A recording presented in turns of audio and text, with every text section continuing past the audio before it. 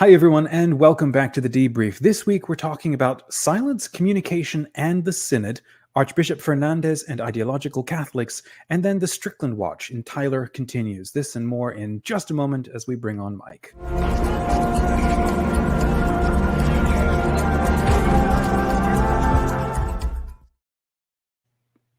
Welcome, friends. Welcome, Mike, to the Debrief. It's our weekly show where we talk about news, questions, and controversies facing the Catholic Church. I'm Dominic, founder of Smart Catholics. And I'm Mike, the editor and co-founder of the website Where Peter Is. So, for the first story, the Synod and Communications, regarding next month's Synodal Assembly, an increasing number of journalists and commentators are expressing concerns about transparency and communication about the Synod as the meeting is taking place. On the flight back from Mongolia, Pope Francis was asked two questions about the amount of access to the proceedings that would be given to the media. So what's the story here? Yeah, it's interesting. This week's debrief is not a lot of action, but a lot of ongoing drama. And it seems that in the lead up to each of these synods, the opposition to the Pope will voice a lot about their concerns that are coming up, almost setting the stage. Before the Amazon Synod, a lot of traditionalists and conservative critics of Pope Francis were complaining about pantheism or paganism seeping into the message of the Synod. And then we were greeted with the so-called Pachamama controversy. During the lead up to both synods on the family, there was a lot of talk about the Casper proposal, which was Cardinal Walter Casper's proposal to reintegrate divorced and remarried Catholics back into communion without having to stop living as husband and wife. And in reality, both of these controversies didn't really come to fruition during the Synod. Certainly things were discussed, but it became a big hullabaloo. So on the right, there is a lot of discussion about the secrecy behind the Synod. When the Synod of Bishops was first implemented under Paul VI, the fact of the matter is the entire proceeding was confidential. It was secret. There were no, even the final draft of the document by the bishops was not released officially by the synodal office to the public. Now, the fact of the matter was, most of the time, according to Jerry O'Connell in a recent podcast for America magazine for Inside the Vatican, he's a veteran Vatican journalist, and he talks about how every single time the final document and the votes would get leaked to the press and published by unofficial sources. Yeah. And during a synod on Africa, during John Paul II's papacy, he talked to Cardinal Lorenze, who at the time was one of the presidents of the synod or one of the leaders of the assembly, and said, "Why can't you just release this final document? It's going to get out anyway. If it's a secret document, then we're not supposed to be talking about it, so the Vatican isn't going to address any of these issues." And a lot of people, especially the people about whom the Synod is related, namely at that point, the people of Africa, were interested in what their leaders had to say about it. So over the years, more and more information has been published. At a certain point, they started releasing a midterm document during the assembly. During the 2014 Synod on the Family, however, when that midterm document was published, a lot of the Synod delegates, Cardinal Burke included, said that this did not reflect the discussion of the Synod. This didn't reflect what was talked about during the interventions. This is an ideological advocacy job. Is a sort of a preset document written by the drafters according to the drafters' own agenda. So since then, we haven't had a midterm document. One of the things that happens with during the Synod is each of the delegates gets 4 minutes or 3 minutes to stand up and give a presentation for the entire body. And these are protected under pontifical secret, although at least in the last few synods, as long as I've been aware, bishops, well, the participants, whether they were bishops or not, were allowed to release their own intervention, the script, the text to the public. But unless it was released to the public, then it fell under secrecy. And the other thing that's happened, and it's come under tons of scrutiny during Pope Francis's synods, and really synods, they happened, they were important, they resulted in important documents from the Pope, but they weren't given this kind of scrutiny by the public. But what happens during the synod, after each day of the synodal assembly, a press briefing is given. During the synod on the family, Father Thomas Rosica, a Canadian priest, was sort of the main spokesperson or the MC of these press conferences, and he'd usually bring along a couple of bishops who wanted to speak about what happened, and without naming names and without perhaps quoting anything specific, they'd give an overview of what took place during the synod. I think the miscommunication kind of reached a peak during the Amazon Synod, because there were a lot of journalists who were expressing their concerns about paganism and the Pachamama and the statue and all these things. And the delegates weren't even really aware of what was going on outside. There was no mutual dialogue. There was miscommunication. They didn't realize that the explanations that they were giving were not sufficing or were not satisfying people's questions. They were even engaging in like, well, it could represent this or maybe that, and they didn't realize that everything that they were saying was interpreted in the worst possible light. They weren't able to give a thorough response. They were able to maybe give the official explanation given to them by some leader, but they were never able to address the issues that were being raised specifically, especially by an antagonistic press. Well, this brings us to the current synod. So even though the proceedings have long been closed to the press is not allowed in the room. They're allowed to the presentation. They're allowed to talk to the delegates. Obviously, they can report on the interventions that are released or the documents that are released to the public. But actual access has never been allowed to the press. But the interesting thing that was, as you mentioned, he was asked twice about it on the plane by, of course, members of the Vatican press. Neither of these was particularly antagonistic. It is an antagonistic journalist or critic of the Pope. But they were asking that because the synod involves laity, it involves priests, it involves men, women, people at all levels of the church. It's although it's called the Synod of Bishops, I have a sense that in the future it will just be called the Synod. Shouldn't the public have the right to information or to hear what's going on?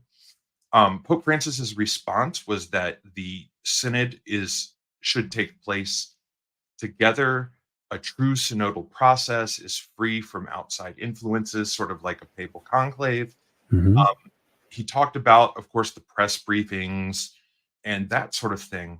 But a lot of Catholics, well, first of all, on the right, they're treating this secrecy like it's a new thing. They're ignoring the fact that John Paul and Benedict, compared to what Francis allows, like that there was virtually no media access to what was going on at the time. We have Familiaris Consortio after a synod on the family, and all we have about what actually went on in there are anecdotes. We don't know necessarily who said what. So fast forward to the present day, and we have the Catholic right is complaining that this is being done in secrecy in order to drive an agenda that is contrary to church teaching and is trying to change Catholic doctrine. I mean, you've heard all these lines. We've all heard all these lines about what's supposedly happening in the Synod. On the right, on the left, there seems to be a journalistic question about, well, if this is so important for the universal church, then why isn't the universal church talking about what's going on? So that's kind of an overview of the issue, and it's lengthy, but this seems to be the controversy that they're going to build up to headed into the synod. Yeah, the latest outrage. So are there any possible measures that will be made to increase media access? Yeah. So one thing that I know that certain people are talking to certain journalists has been proposed is to at least make the interventions accessible to the public. There is a little bit of pushback against this because, once again, if somebody hears something, somebody has a deeply held something that they prayerfully discerned that they're called to speak about, and then they hear some outside criticism or some outside threat or rumor, it might hold them back from actually proclaiming it if they know it's going to be made public. There are understandable pros and cons about that. But I think one thing that's definitely going to be a factor is that or is definitely going to remain silent are the small group discussions. They break into small groups of 8 to 10 based on language and really get into the nitty gritty of these issues. Those small groups do write reports. Those will be made public. But of course, all of it has to do with the timing. There's going to be real-time reporting going on during the synod. I'm not familiar with the views of everybody that's taking part in the synod. One name to worry about who might be the point person for the more reactionary critical side is Cardinal Mueller, the former DDF prefect, who has become increasingly conspiratorial, talking about globalism, talking about conspiracies. He's scheduled to speak at a few conferences that are run by organizations that are, borderline schismatic, to put it frankly. So my concern is that if the synod is not presented in a way that addresses the public's basic need to know what's going on, the synod, according to Cardinal Mueller, might be the overarching narrative. And it was nice of Pope Francis to offer him an opportunity to attend the synod, and given his past position, it makes logical sense. But to me, it seems that there are figures on the Catholic right who may have made better choices for that voice of the opposition that are less embroiled in the Vigano and New World Order and QAnon type controversies. So, but I think that there is a need to address this. The church cannot be caught flat-footed like they were with the Pachamama controversy. They know that this is the dominant narrative that's being projected as the Synod Assembly approaches. So I think that it is something that the church needs to deeply, to use a synodal word, discern how they should prepare for it. So speaking of dealing with narratives, the next topic is Cardinal Fernandez and ideological Catholics. And I saw a headline recently where he's been making the rounds and he's given 50-odd interviews on these different topics. So this past week, you published an article discussing 2 of his recent interviews. One was a long interview with Antonio Spadaro, the recently departed editor of La Civiltà Cattolica, and then the other was with Edward Penton of the National Catholic Register. And he's a reporter with a reputation for being opposed to Pope Francis and supportive of his most outspoken critics. Did this stand out to you? Yes, it did. But first, I want to address the first interview you mentioned with Father Antonio Spadaro. He has been appointed Undersecretary for the Vatican Council on Culture, I think. So he's moving into the Curia. He spent 12 years with La Civiltà Cattolica. I was able to meet him in Rome. He was a wonderful person. I wish him all the best. He's the one who's been responsible for these interviews, these dialogues with the Jesuits on transcribing when the Pope takes these journeys. So he has been a major figure in the Vatican exposure of Pope Francis. So as sort of his last act, he got this really long interview with Cardinal Designate Fernandez. And it was very informative and probably one of the more thorough interviews that Fernandez has given regarding his vision, regarding faith, regarding pastoral practice.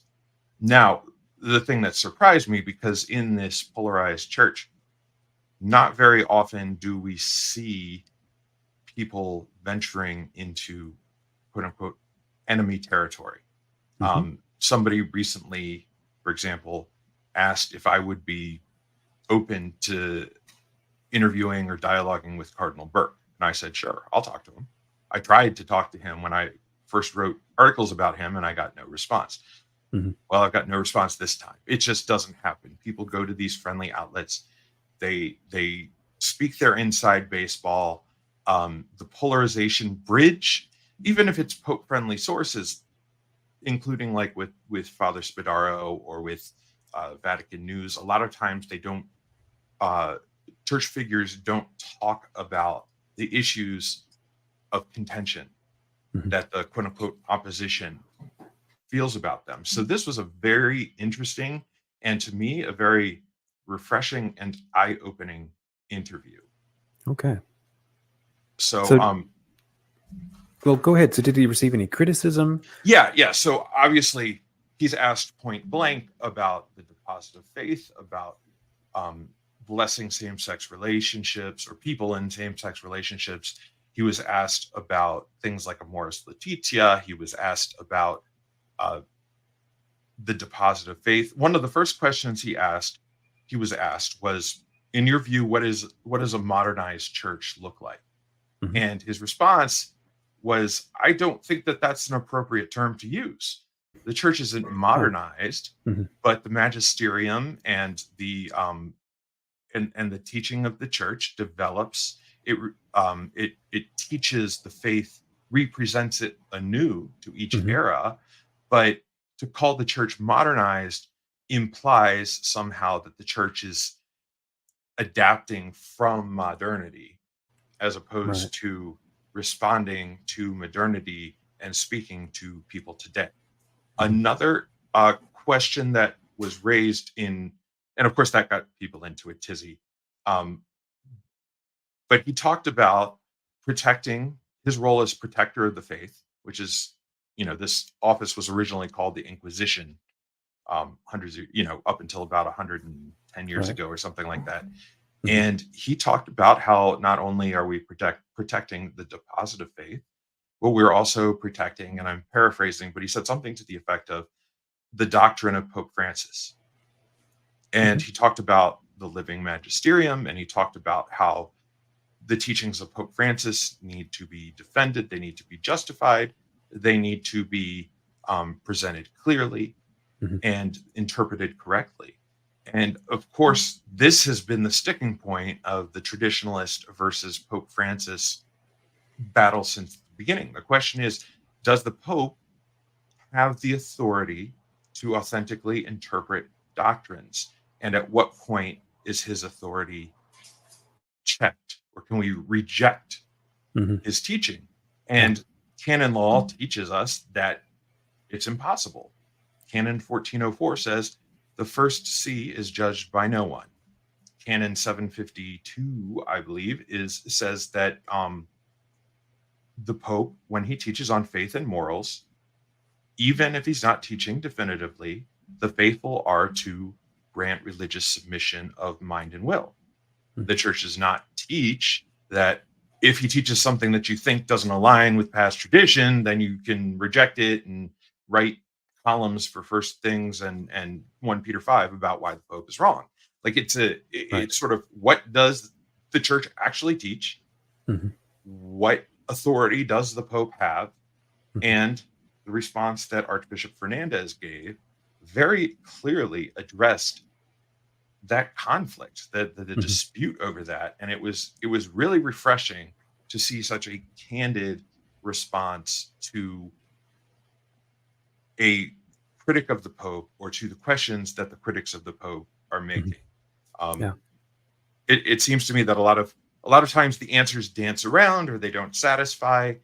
I kind of went on a rant a few months ago about Archbishop Paglia, who's the president of the Pontifical Academy for Life, that he always seems to give these half answers that don't address the core of what the people are complaining about. And I felt that Archbishop Fernandez in this interview laid it down clearly, and now you can take that quote and you can take it to the bank and look, this is what the guy who's in charge of the doctrine office says. Take it up with the doctrine office. I have a problem with it. So not all the criticism came from the right, though, did it? Massimo Faggioli, a professor associated with the Catholic left, and supporters of Pope Francis, also criticized Fernandez, didn't he? Yeah, and this is something, and I generally, because Professor Faggioli is generally supportive of the Pope, we've tended maybe not to pour into his ideology as much as is warranted. I know Pedro Gabriel's actually written a couple of articles that were very harshly critical of him for where Peter is, especially with how he was unsatisfied with the Pope when it came to Corrida Amazonia, his exhortation following the Amazon Synod. It seems that Massimo Faggioli and I, we haven't really had a long discussion about this, and the reason why we describe this topic as Pope Francis and ideological Catholics, it's when Catholics place their own ideas, their own ideology, their own biases over what the church is saying, over what the church is teaching, over thinking with the church, sentiri cum ecclesium, ecclesia. That's when these polarizations, these conflicts, this gridlock happens. And Pope Francis has spoken repeatedly against ideologies. And the thing that Archbishop Fernandez, in all of these interviews that I've read, he has been very orthodox. He has been very clear about church authority. He has been very clear about where Pope Francis's message lies. And he's been very clear about where we are to place our assent, what we're supposed to hope in, the type of openness we are supposed to have to the church. And so there are some issues, including women's ordination to the priesthood, changes to Catholic doctrine on sexual morality. Now, difficulty here is traditionalists, going back however long, going back to Vatican I, some traditionalists, they called themselves old Catholics. They thought that papal infallibility did not line up with the church's tradition, and so they rejected it. Go to Vatican II. Lefebvre rejected the idea of ecumenism and the idea of religious liberty because, according to his interpretation of Catholic tradition, these teachings were not in continuity. And now we have other teachings that people are saying can never be changed. We've already had talk about the death penalty. We've already had talk about how the divorced and remarried should be welcomed into the church. So I'm not going to put forward I think these things absolutely can never change.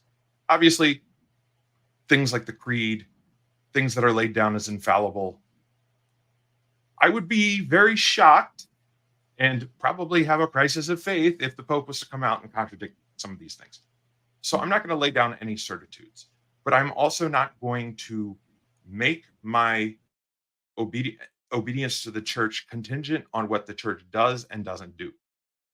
If the church discerns that at this time women can't be ordained deacons, or if the church discerns that at this time something else doesn't change, that if the church decides all masses are going to be in ad orientem and and the Kyrie has to be said in Greek for the rest of, for the time being, if they say that on the 18th Sunday of ordinary time the priest has to wear orange vestments, my faith doesn't depend on these things. My faith depends on Christ established the Catholic Church as his church. He established Peter and his successors as the authorities in the church in an unbroken chain that will never allow the gates of hell to prevail against it. And we have this guarantee from Christ. So there's a problem with leftward ideology. If you hook your faith to the church is going to need to change this and this and this, or else it's bad or it's wrong or it's immoral. Or if you chain it to a more traditionalist ideology, whereas this and this can never be touched by a pope ever again, and if it does, I'm going to recognize and resist and all this other stuff. Like, that's kind of my low down discipleship, where Peter is, there is the church view of Catholic ecclesiology in a nutshell. And this is the way Christ established it. Christ did not establish us as a church that debates things on the internet. They didn't establish us as a church that Googles obscure documents and relies on translations of them from Sede Vacantis and SSPX websites and YouTubers. Like, that's not the faith. Now, you're a Catholic nerd. I'm a Catholic nerd. People watching this are Catholic nerds, or listening to this are Catholic nerds. That's great. Thomas Aquinas was a Catholic nerd. John Henry Newman was a Catholic nerd. Father John O'Malley, the great Catholic historian, Jesuit, he was a Catholic nerd. He stuck his nose into these things. He was one of the 0.002% of Catholics who does this kind of stuff.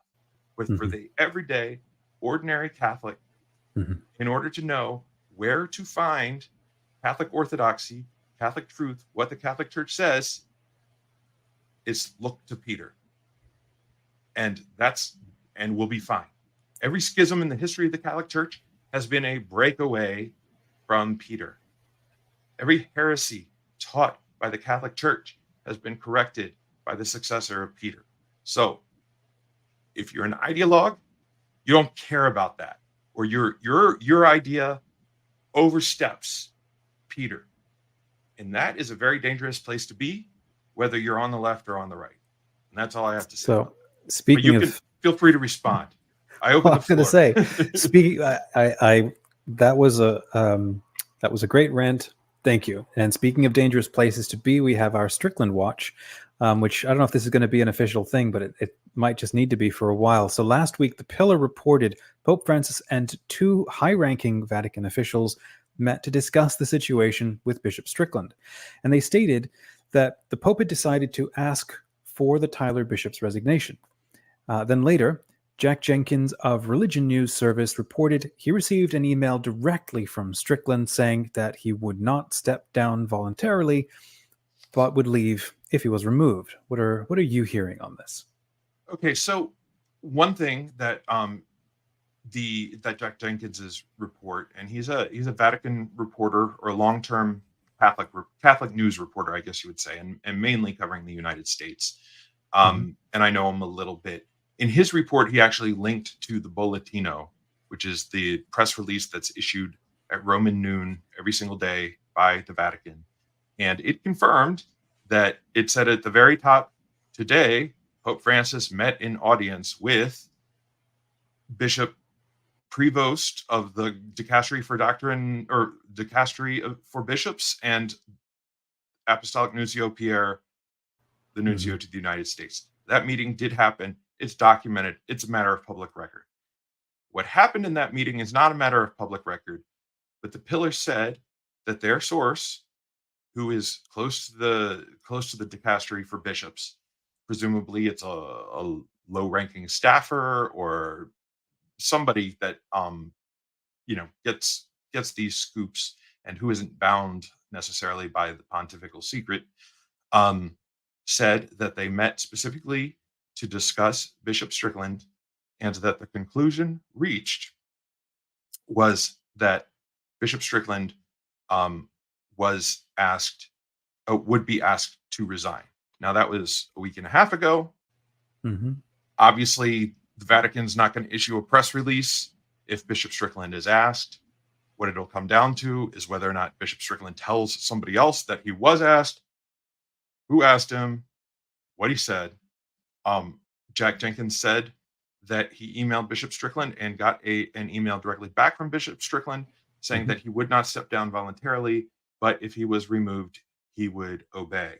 I can personally confirm that I have seen with my own two eyes an email from Bishop Strickland to another person in which he says that if asked, he will not resign. So I can corroborate that this is what he is telling people. So if he doesn't resign, he doesn't step down, then what happens? Well, and so that's the thing. It's asking the bishop to resign is 99.5% of the time. It means that the bishop submits their official resignation, and then it's in the Pope's hands, and the Pope typically will accept that resignation. If you remember back in 2018, when the abuse crisis in Chile, the scandal broke out, all of the bishops of Chile were summoned to the Vatican, all 38 of them. And during that meeting, all of them were instructed to write letters of resignation to the Pope. And so then over the series of the next few months, something like a third or a half of those bishops, especially those most implicated in the cover-up and the scandal, were their resignations were accepted and they were replaced. Their Bishop Rick Stika, who was involved in a controversy having to do with a former seminarian who had been sexually abusive, who he had basically, I mean, it seems to me that he believed his side of the story and therefore handled the situation completely improperly because he was a friend of this seminarian and didn't believe he had done anything. But after a year or two of this scandal, ultimately he was asked to resign and he submitted his resignation. Now, there are a few cases where bishops say no. Now, I'm sure there are some cases out there where the bishop says no, and then the Pope just leaves him in place. We never hear about it. I don't know. I mean, I'm sure this happens. And that's the issue with this. We talk about the cone of silence.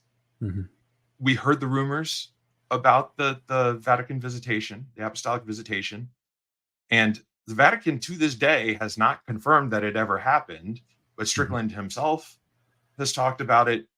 Reporters have confirmed it. Priests who have been involved in this have been, have spoken to reporters. I have spoken to people who were involved in this visitation. This next stage is that supposedly he has been asked, or he was about to be asked, to step down. When or if that's already happened, I don't know. That will have to leak, or he'll have to say something about it.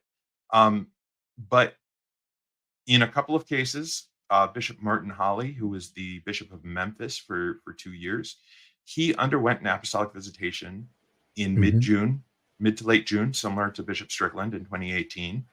And he was apparently asked to resign at some point.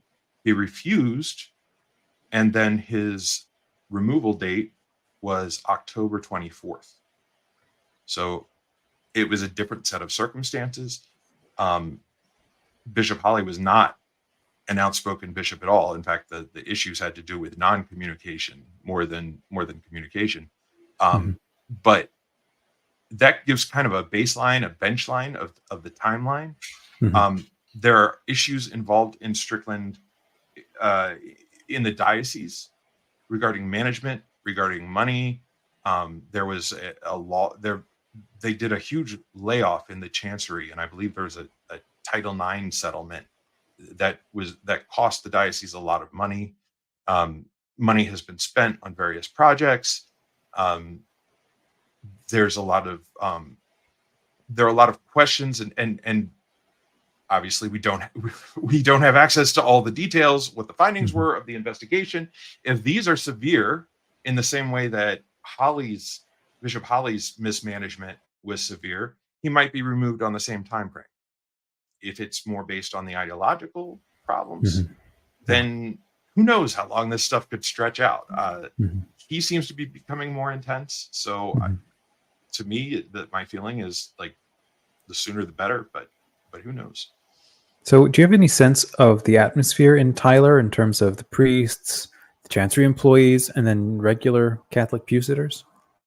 Yeah. So I've spoken to a number of sources, laity, clergy, chancery worker in the diocese, former chancery workers, former clergy that have moved on elsewhere.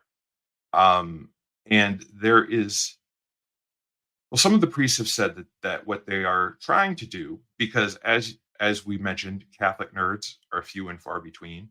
Um, then again, East Texas doesn't have a ton of Catholics.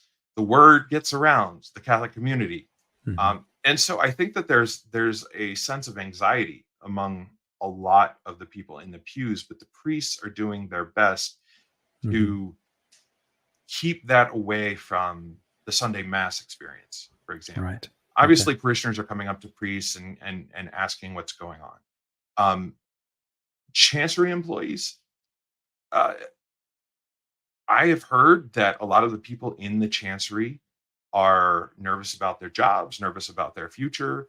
Mhm. Um, some of them, some of the very high-ranking chancery officials, have grown endlessly frustrated with Bishop Strickland, and I know that some priests, um, several at least, have asked him to resign, and I have been told that he has said he will not resign.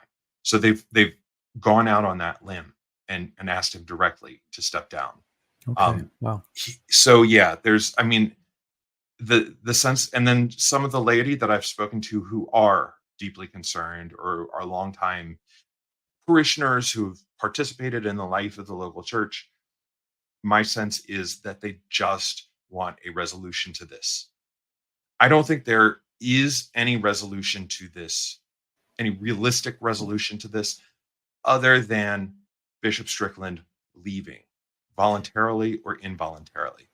Mhm. This is kind of critical of me, but and you know, I wouldn't write it down in an article um, for where Peter is. But my thought is, what is taking so long?